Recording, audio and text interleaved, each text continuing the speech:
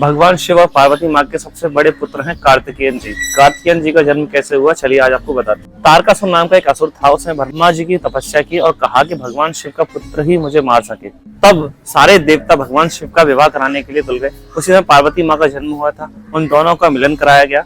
उन दोनों के मिलन के बाद जब शक्तिपात हुआ तब सभी देवताओं ने मिलकर योजना बनाई। माँ पार्वती को कहा गया कि आप भगवान शिव की तपस्या कीजिए। उन दोनों का विवाह हुआ। विवाह के बाद दोनों लोग विहार करने गए। तब सभी देवता फिर परेशान हुए कि इनका पुत्र कब होगा, अभी तक नहीं हुआ। तब वहां पर गए तो भगवान शिव ने कहा कि मेरा शक्तिपात कौन ग्रहण करता है, इतनी शक्ति इतनी सामर्थ्य किसके पास है। सब देवताओं ने अग्निदेव को आगे किया।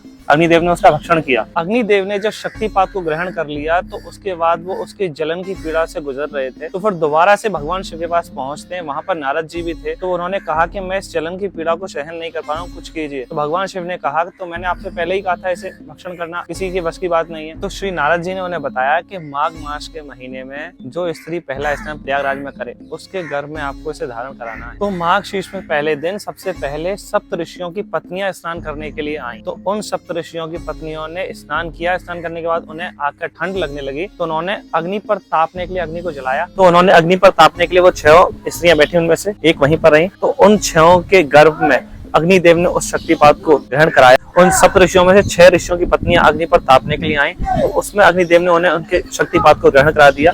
उसके कुछ समय पश्चात वो 6 स्त्रियां, 6 ऋषि पत्नियां गर्भवती हो गईं। तो उनके ऋषियों ने उन्हें व्यभिचारी समझकर त्याग कर दिया उनका, और उन्होंने हिमालय पर जाके तपस्या की। और 6 ने हिमालय पर जाके तपस्या करना शुरू कर दिया।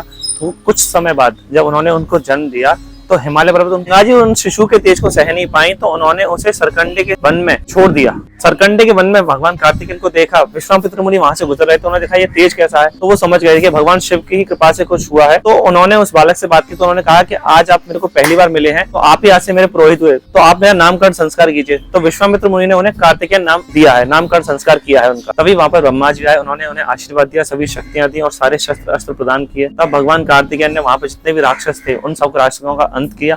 और उन्हें लगा, सारे इंद्र को पता चला कि एक बालक ने सभी राक्षसों को मार दिया है। तो इंद्र स्वयं आए, उन्हें अपनी गद्दी का डर लगा। तो उन्हें जब उनसे युद्ध किया तो इंद्र भी हारने लगे। इंद्र उनके डर के भय से भागने लगे। तब भागते तो कार्तिकेयन भगवान भी उनके पीछे पीछे भागे। तो वहीं पर 6 कृतिकाएं स्नान कर रही थी। उन्हें वो बालक इतना सुंदर लगा, उन्होंने उन्हें दूध पिलाने की इच्छा। तो सभी कृतिकाओं को खुश करने के लिए अपने 6 मुख उन्होंने प्रकट किए और सभी को अपने पुत्र होने का आनंद दिया उन्होंने। तब यह बात पता चली भगवान शिव को, माँ पार्वती को। तो उन्होंने उन्हें लेने के लिए भेजा। तो वो वहां पर गए, उन्होंने भगवान शिव और माँ पार्वती को प्रणाम किया और फिर थोड़े समय बाद उन्होंने युद्ध के लिए भेजा और तारकासुर का अंत किया। जो कार्तिकेयन भगवान का जन्म होता है वो होता है माघ शीर्ष की शुक्ल षष्ठी के दिन। यह थी कार्तिक भगवान की कथा। जय श्री राधे।